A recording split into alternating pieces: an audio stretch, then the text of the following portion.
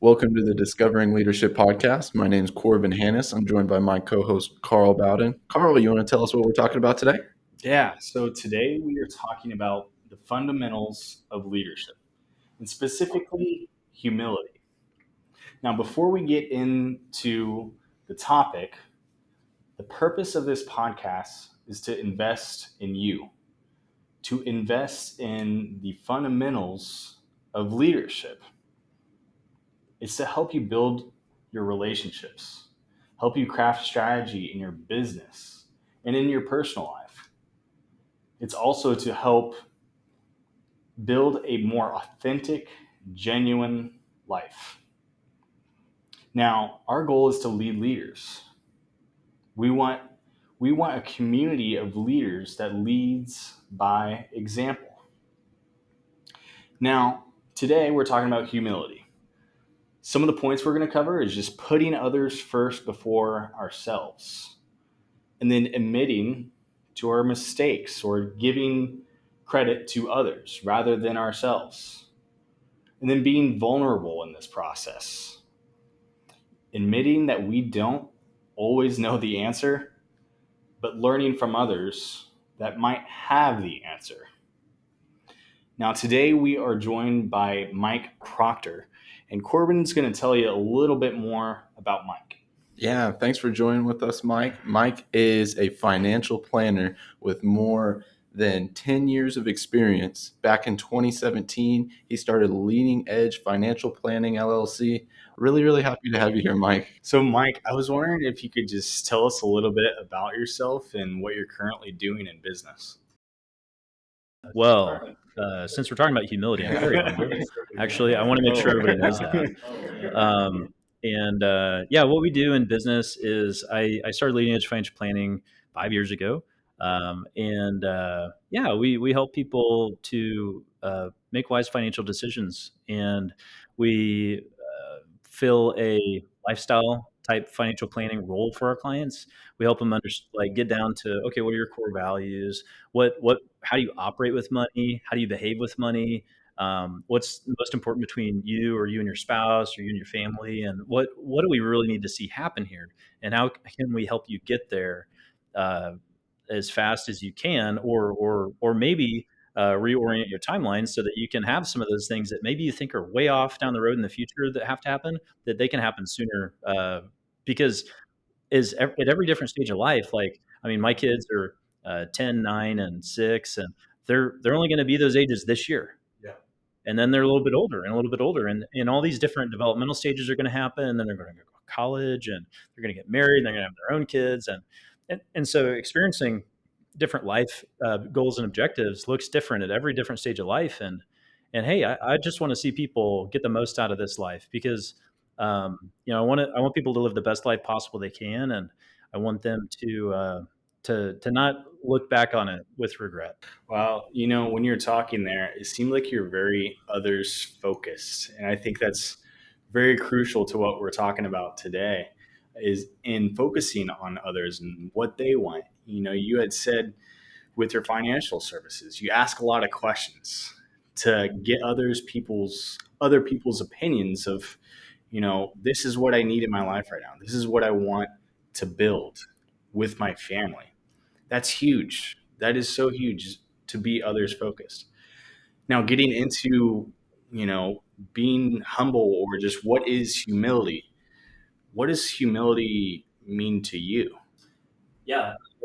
Yeah, great question. What humility means to me is more or less taking your own self interest out of the equation. Sometimes taking yourself out of the equation to answer something. Um, I just had a fun lunch where I kind of made a big bold move, and it ruffled some feathers, and so had to come back around and say, hey, I know that didn't you didn't really love how that went, and I think that here's how I can do things maybe differently next time to be more considerate of how that would impact you. And ultimately, I think the situation turned out fine, and there was some anxiety that was raised. and some group dynamics that are having to get repaired. And so I took him to lunch, bought him lunch, and we talked it out just one on one, and uh, said, "Hey, sorry about that." And we got to make some repairs. That was, I don't know what, an hour ago, Yeah. maybe half an hour ago. Yeah. But yeah, there's all kinds of situations that come up where maybe I do something or don't do something I should have done, and I yeah, we just have go make those repairs, and figure out how you can do better for next time. But not focus on defending, not trying to win them over to how you did the right thing. Being humble is a lot easier than being humbled. Yeah. And when you're in a relationship with people, ultimately, relationship demands humility, because humility is how relationships operate. Because if for any real relationship to occur, you have to be relatable. Now, if I'm not being humble about something, I think I know better than somebody else, and I'm trying to tell them that, like, really, I'm putting myself above them, and they're having to try to. They're like, "What do I do with this guy?" Because he thinks he knows better, um, and and that's not where a healthy, functional relationship would operate on, especially for any period of time. I really liked what you said about when we are being humble, we can't defend, our own way of thinking. We have to completely submit to what what other people are thinking. What do they want out of the situation? What are their thoughts and understanding of whatever you guys are communicating on, or whatever actions or experiences that you're going through at the time? So, you had expressed that you had to admit mistakes. I'm not perfect. I know that's really shocking for everybody that's hearing this right now. I'm not perfect. I make a lot of mistakes, to my kids, to whoever. We all make mistakes. But nobody's going to believe you if your life mantra is to try to convince everybody that you don't make mistakes. Totally. And um, if we are if we are constantly humbling ourselves, showing that, hey, we aren't perfect, and no one really is perfect, but that makes us human Yeah. when we admit Hmm. those mistakes. It's to me part of being vulnerable and being open with others. That's very important whenever you're trying to have an open line of communication, building trust with each other, and trying to build a much deeper relationship.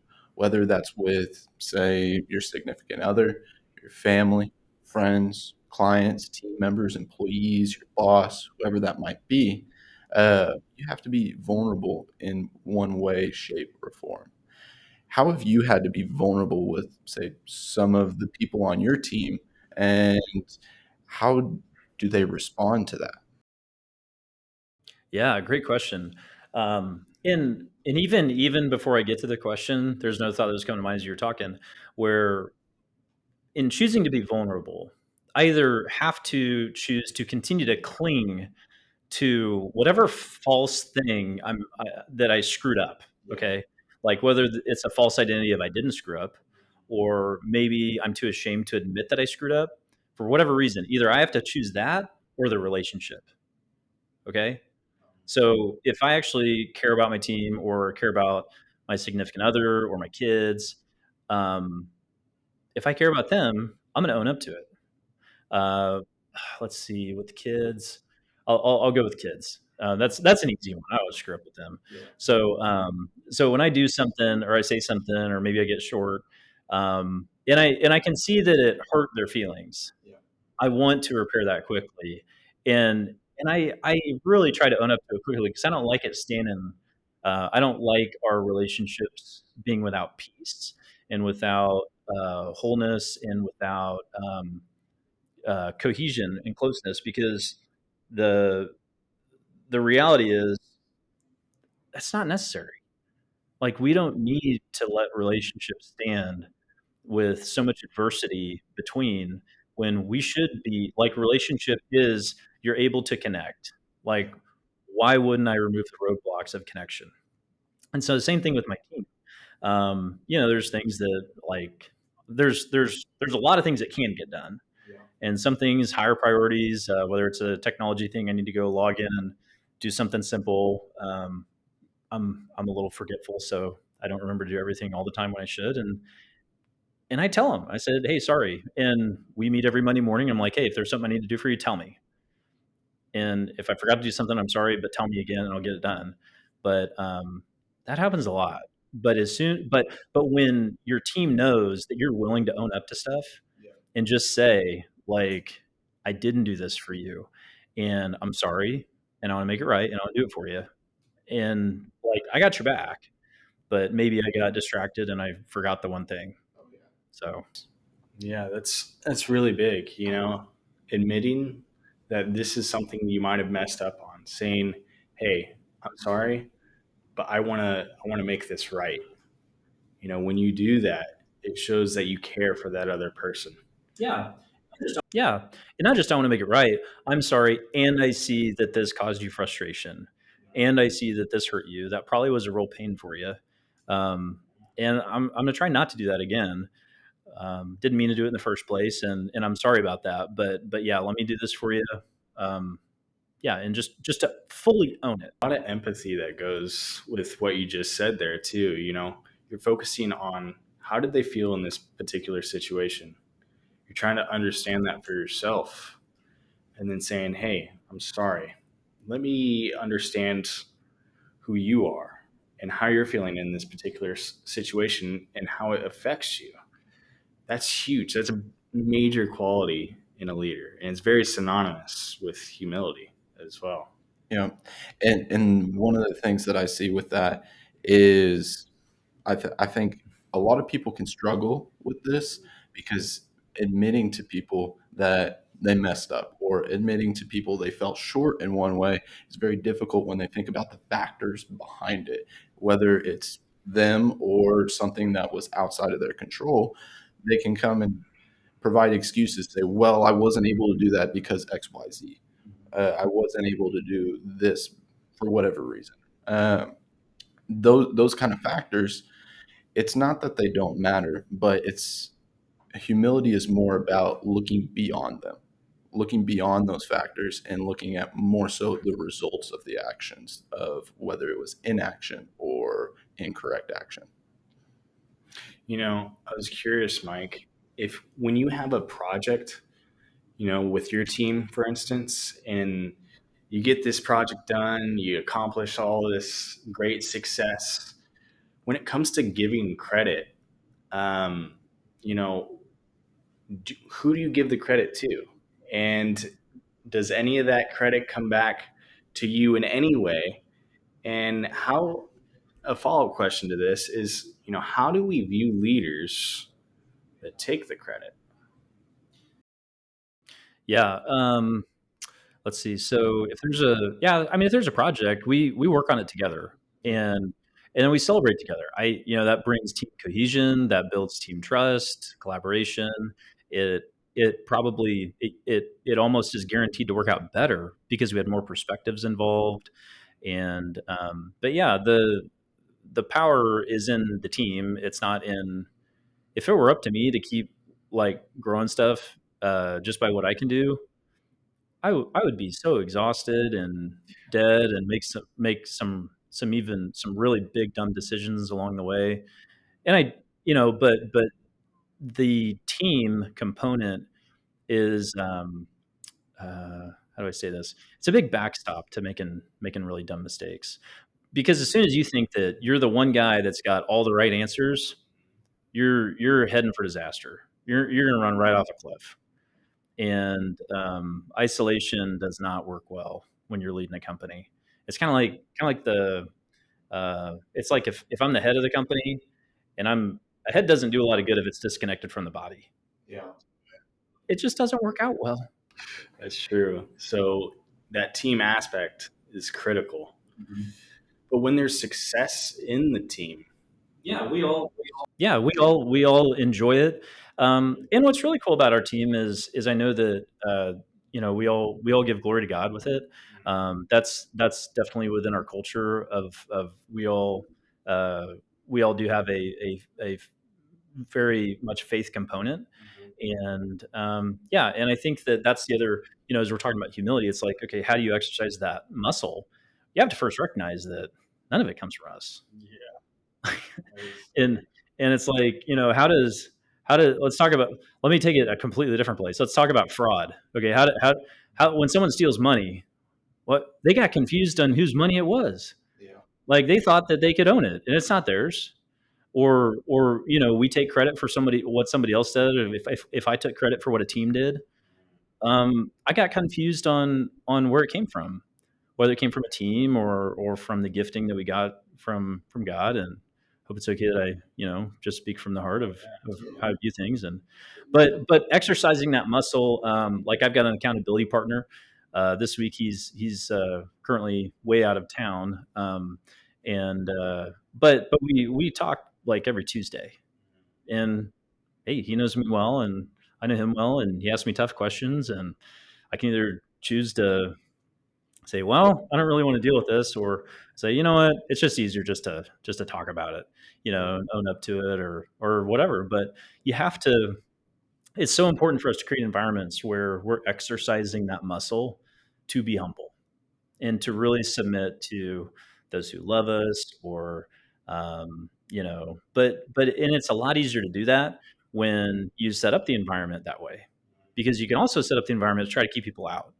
Walls destroy relationships. um, Yeah.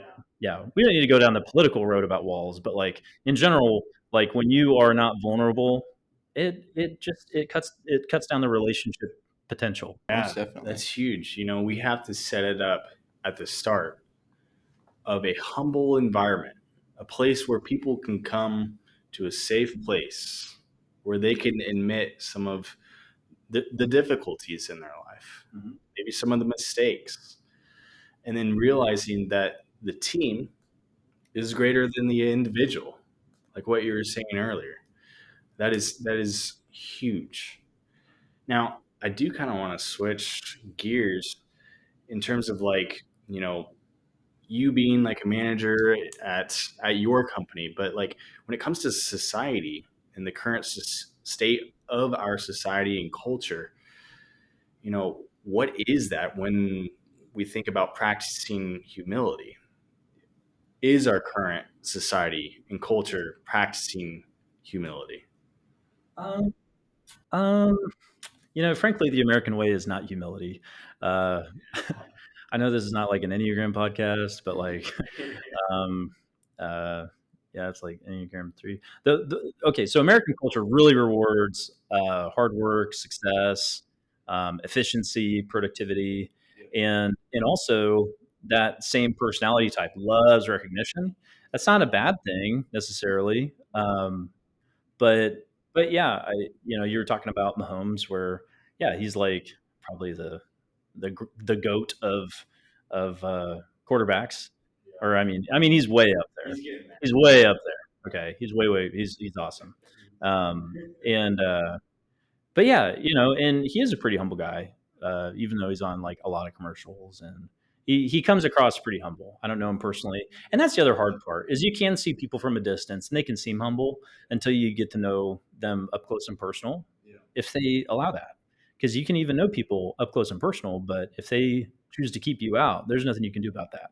You bringing up Mahomes, it's interesting because I watch a lot of sports, a lot of football and everything. And when you see him in like his after game interviews, they always ask him the question, like, how did you achieve this? How did you achieve that? Or how did you like get all these touchdowns, all these pass yards? But he never takes the credit and he always gives it to the team. Mhm.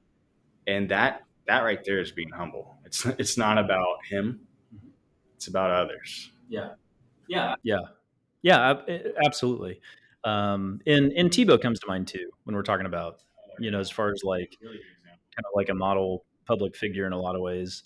And I hear corroborating reports of people that know him well that he really is who he looks like and how he behaves. I mean, it's and yeah. So I hope that I can be that way, where I'm the same guy in front of you guys I am to my kids, and Totally.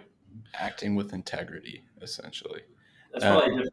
that's probably a different. That's probably a wrong episode for that. Yeah. So you would just shut it down right there, Corbin. Well, nonetheless, on it, back to humility. It if you are, say, doing exactly what you said you want to do, is being humble and being the same person across the board. How do you think, or what do you think the results of a leader acting that way look like? Um,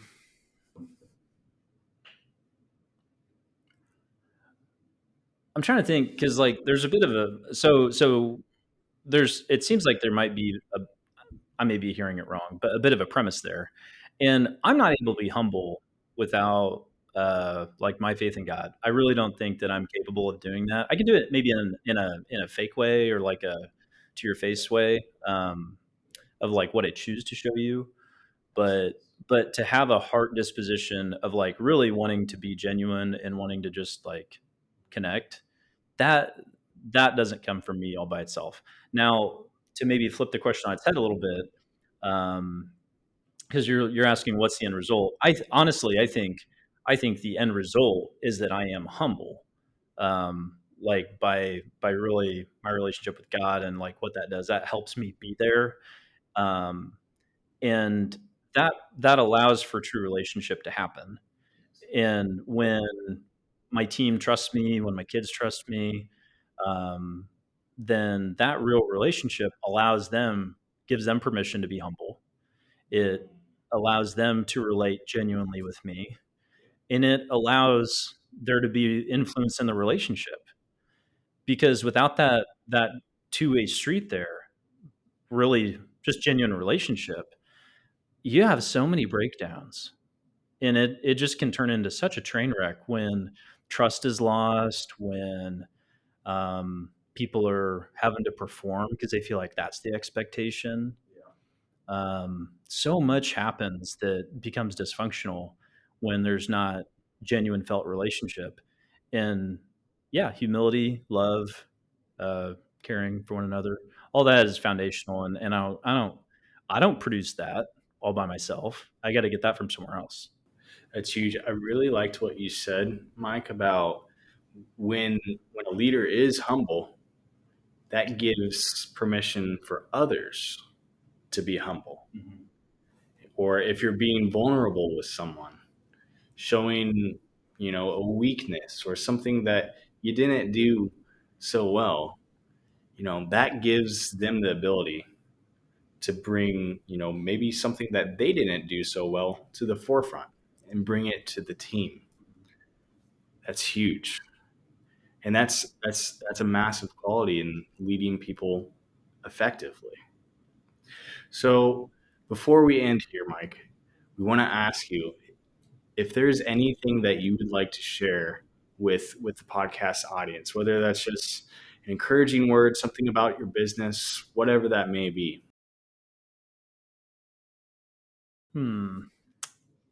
If I could say anything, wow, that's a that's a that's a big blank check right there. Okay, okay. Now I got to think about it. Take your time. We got post production still. So, yeah. Exactly. Oh, I know. I know. No, I don't want to cheapen this either. Got to really get my money's worth. To practice humility, we might not edit it at all. Show our weak. Oh, that's fine.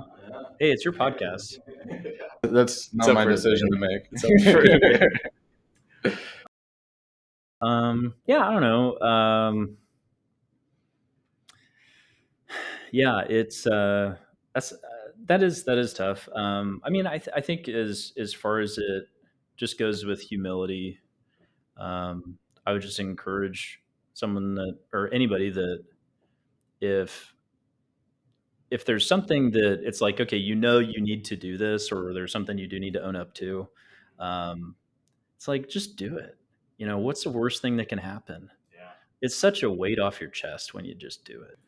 That's huge. And I think it goes with authenticity too, which is one of the main purposes of the podcast, is to be our 100% authentic self.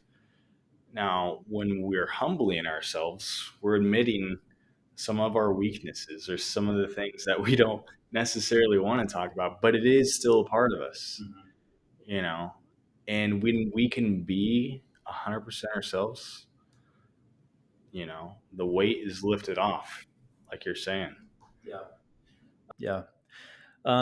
Yeah, and even maybe as that applies to how we do the financial planning process, we've got some neat tools where the husband, wife, whatever will go through, and there's one of them that's called fiscalosophy, and so it gets in. So they each like on 10 topics to do with money.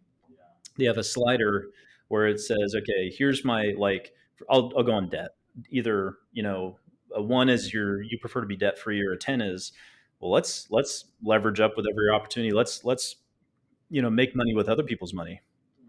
Okay, so it's two sides of the same coin, and then also a secondary one where how comfortable are you with that? And so we'll get both husband and wife on that, and we'll overlay those. And it what's revealing is, and they probably already knew this to some extent, but where are the hot topics where you guys disagree, so that we can humble ourselves and really see, okay, how can I serve my spouse here and get on the same page? Because it's not that you have to necessarily agree on things, but how do we work in cooperation? How can we uh, serve the other in this one area? And there's 10 areas that we go through it. And a lot of times, couples have a lot of similarity, and there's usually one or two, maybe three topics that they don't really agree on. But it's nice to be able to explore that space and say, okay, this is two sides of the same coin. It's not like you guys are on different planets. Like we can figure out how to come together here, so that we can figure out, okay, what are your top priorities, what are your deep values, what really matters, so that we can figure out the way forward, instead of how do we win when we're butting heads, because that's not humility. But humility is, how do I serve my spouse in this, and what do I need to lay down so that we can really enjoy this thing together and the journey forward. That's another really good point. Compromising and sacrificing for your spouse or maybe a business relationship, that's really humbling yourself, is when you sacrifice and you compromise to focus on others, serve others, like what you're talking about. That's huge wisdom. And Mike, we really appreciate you having you on this podcast. You've added so much value to our podcast listeners, and we're definitely looking forward to hearing all about you grow your business and just see what you're up to, going in the future. Thanks for having me on, guys. Appreciate it. Totally. So the next episode we're going to be having is going to continue the Fundamentals of Leadership series, and we're going to be talking about vision and inspiration. Now, you can catch every episode every other Tuesday, either on Spotify, Google, or Apple Podcasts. Also, make sure you check out Enturian.com. That's ENTURIAN.com, and go to exemplifyleadership.com. We post updates on the podcast on all of our social media. You can make sure, if you want to tune in to the video format, we also post the videos of the podcast on the Enturian YouTube channel. Remember, alone we survive, but together we thrive. We'll see you on the next episode. Have a good one.